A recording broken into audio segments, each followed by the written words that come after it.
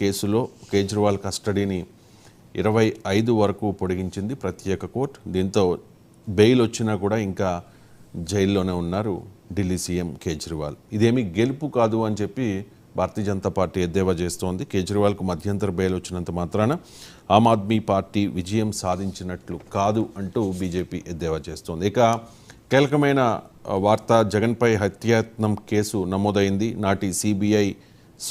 నాటి సిఐడి నిఘా విభాగాల అధిపతులు పివి సునీల్ కుమార్, ఆంజనేయులపై కూడా కేసు నమోదైంది. సిఐడి కస్టడీలో తనను చంపేందుకు ప్రయత్నించారంటూ రఘురామకృష్ణరాజు అప్పట్లో ఫిర్యాదు చేశారు. న్యాయ సలహా తీసుకుని కేసు నమోదు చేశారు గుంటూరు పోలీసులు. అంటే అప్పట్లో రఘురామకృష్ణరాజు ఆరోపణలు చేశారు. రాత్రంతా నిర్బంధించి చిత్రహింసలు చేశారు. లాఠీలు, రబ్బరు బెల్టులతో కొట్టారు. నాటి సీఎం జగన్ను విమర్శించినందుకు రఘురామకృష్ణరాజుపై అప్పట్లో రాజద్రోహం కేసు కూడా నమోదైంది. సిఐడి కస్టడీ హింస గురించి జడ్జి ఎదుట అప్పట్లో రఘురామ చెప్పారు కూడా. అండ్ ఈ హత్యాయత్నం కేసు నమోదవడంపై వైఎస్ఆర్ కాంగ్రెస్ పార్టీ నాయకులు కూడా రియాక్ట్ అవుతూ ఉన్నారు ఘాటుగా. సుప్రీంకోర్టు వారించిన వినరా, కక్ష సాధింపుతో కోర్టు ధిక్కారానికి తెగించింది ఈ రాష్ట్ర ప్రభుత్వం. ఎమ్మెల్యే రఘురామ ఈమెయిల్తో కేసు నమోదైంది అంటూ, ఎవరి సంతోషం కోసం 3 ఏళ్లకు అక్రమ కేసు అంటూ దురుద్దేశం, రాజకీయ కక్షతోనే కేసు నమోదైంది అంటూ వైఎస్ఆర్ కాంగ్రెస్ పార్టీ నాయకులు అభ్యంతరం వ్యక్తం చేస్తూ ఉన్నారు. ఇక తల్లికి వందనం ఈ స్కీమ్పై వైసీపీ టీడీపీల మధ్య డైలాగ్ వార్ నడుస్తోంది. సర్కార్ దొంగాట, ఈచ్ మదర్ అని ఉత్తర్వుల్లో ఇచ్చి ఇప్పుడు బొంకుతోన్న ప్రభుత్వం అంటూ వైసీపీ నాయకులు ఎద్దేవా చేస్తూ ఉన్నారు. అండ్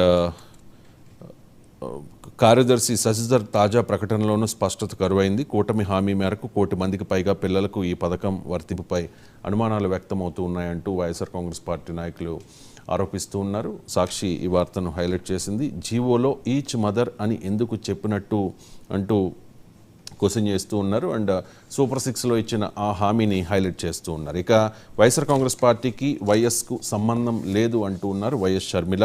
రాజశేఖర రెడ్డి ఆశయాలను జగన్ విస్మరించారు, అందుకే ప్రజలు బుద్ధి చెప్పారు అంటూ షర్మిల ధ్వజమెత్తారు. దాంతోపాటు ఈ తల్లికి వందనం స్కీమ్కి సంబంధించి కూడా షర్మిల కొన్ని ఆరోపణలు చేశారు. చంద్రబాబు సంగతి సరే, మరి మీరేం చేశారు జగన్ అంటూ కూడా క్వశ్చన్ చేశారు.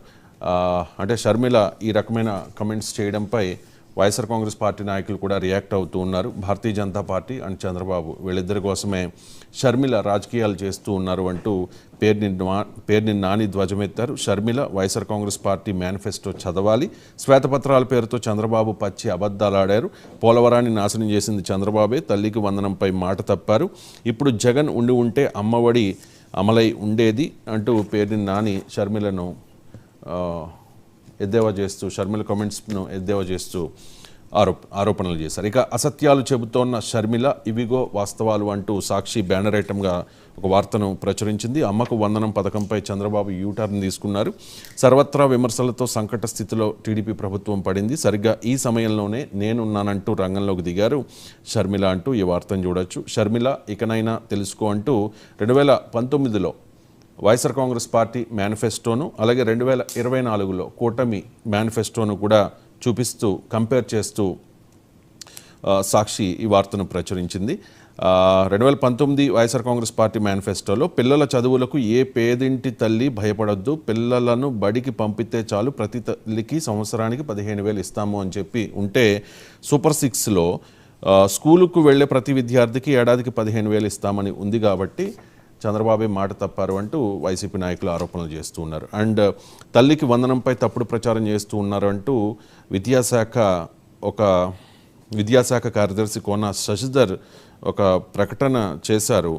పథకం మార్గదర్శకాలు ఇంకా విడుదల చేయలేదు అని క్లారిటీ ఇచ్చే ప్రయత్నం చేశారు. కానీ తెలుగుదేశం పార్టీ నాయకులు కానీ కూటమి ప్రభుత్వ పెద్దలు ఎవరూ కూడా ఒక క్లారిటీ అయితే ఇప్పటి వరకు ఇవ్వలేదు. పంచాయతీల్లో బ్లీచింగ్కి డబ్బులు లేవు అని ఆవేదన వ్యక్తం చేశారు డిప్యూటీ సీఎం పవన్ కళ్యాణ్. వ్యవస్థను గత ప్రభుత్వం భ్రష్టు పట్టించింది. ఈ శాఖలో అనర్థాలకు ఒక IAS అధికారే కారణం అంటూ ఉన్నారు.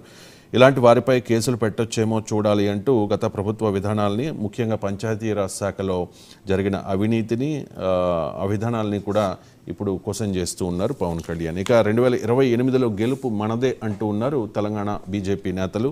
వచ్చే అసెంబ్లీ ఎన్నికల నాటికి రాష్ట్రంలో నెంబర్ 1గా మారడం ఖాయం.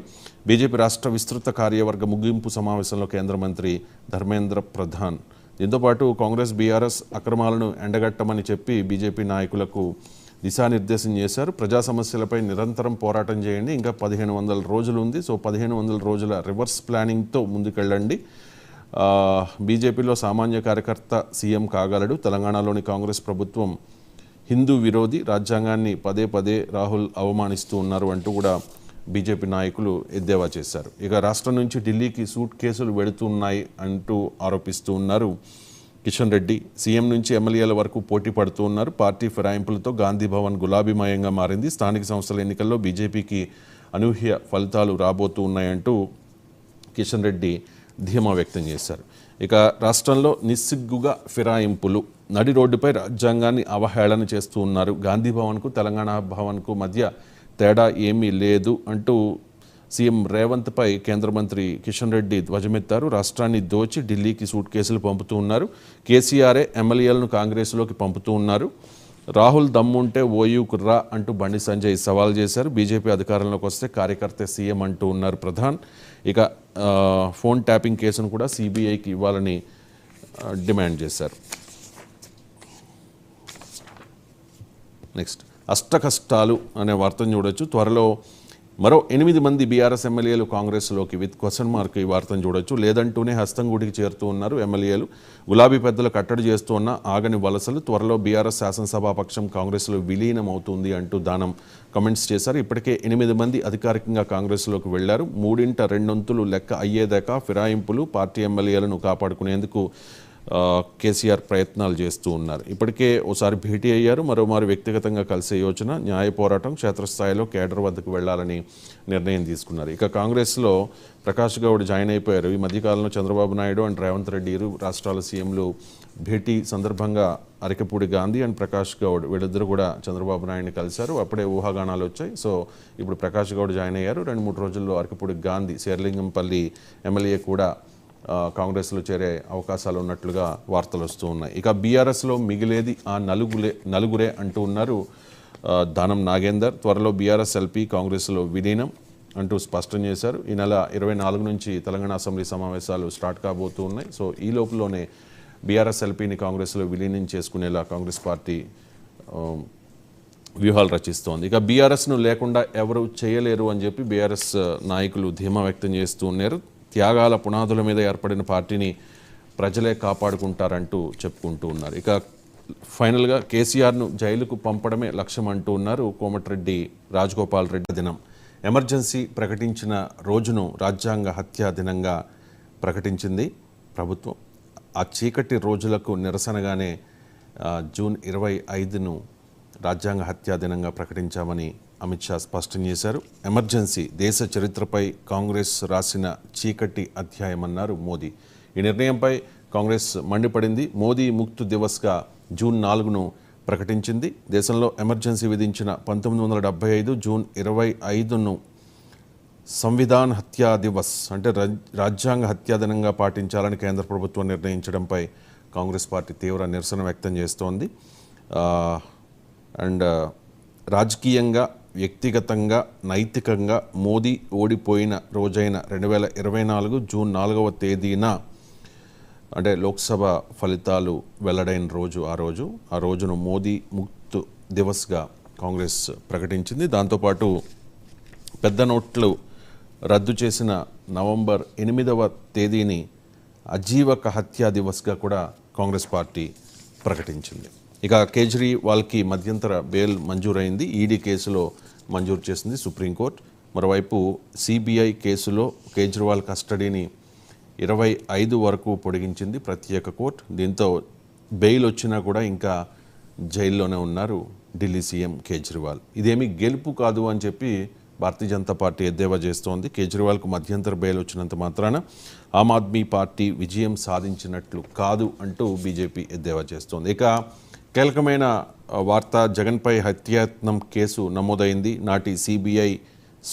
నాటి సిఐడి నిఘా విభాగాల అధిపతులు పివి సునీల్ కుమార్, ఆంజనేయులపై కూడా కేసు నమోదైంది. సిఐడి కస్టడీలో తనను చంపేందుకు ప్రయత్నించారంటూ రఘురామకృష్ణరాజు అప్పట్లో ఫిర్యాదు చేశారు. న్యాయ సలహా తీసుకుని కేసు నమోదు చేశారు గుంటూరు పోలీసులు.